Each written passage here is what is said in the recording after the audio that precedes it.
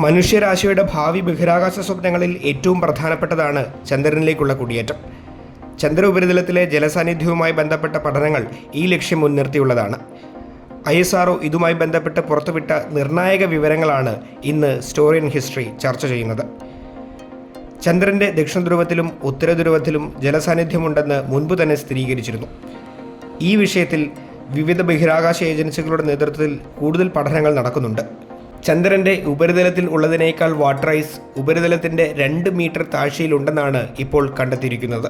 മുൻപ് അനുമാനിച്ചിരുന്നതിനേക്കാൾ 5 മുതൽ 8 മടങ്ങ് വരെ അധിക ജലം വാട്ടർ ഐസ് രൂപത്തിൽ ധ്രുവങ്ങളിലുണ്ട്.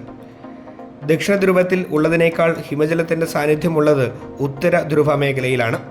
ദക്ഷിണ ധ്രുവ മേഖലയിലുള്ളതിൻ്റെ ഇരട്ടിയോളം ജലം ഉത്തര ധ്രുവ പ്രദേശത്തുണ്ട്. മനുഷ്യനെയും കൊണ്ടുള്ള ചാന്ദ്ര ദൗത്യങ്ങൾക്ക് വിവിധ രാജ്യങ്ങൾ തയ്യാറെടുക്കുന്നുണ്ട്. കൂടുതൽ വാട്ടർ ഐസ് ചന്ദ്രനിലുണ്ട് എന്നത് ഈ ദൗത്യങ്ങൾക്കൊക്കെ ആവേശം പകരുന്ന വിവരമാണ്. കുടിവെള്ളം എന്ന രീതിയിൽ മാത്രമല്ല ഇത് പ്രയോജനപ്പെടുത്താനാവുക.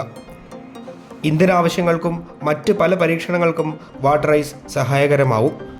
ISROയുടെ Space Application Centre, IIT Kanpur, University of Southern California, Jet Propulsion Laboratory, IIT Dhanbad എന്നീ സ്ഥാപനങ്ങളുമായി സഹകരിച്ച് നടത്തിയ ഗവേഷണത്തിൻ്റെ വിശദാംശങ്ങളാണ് ഇപ്പോൾ പുറത്തു വന്നിരിക്കുന്നത്.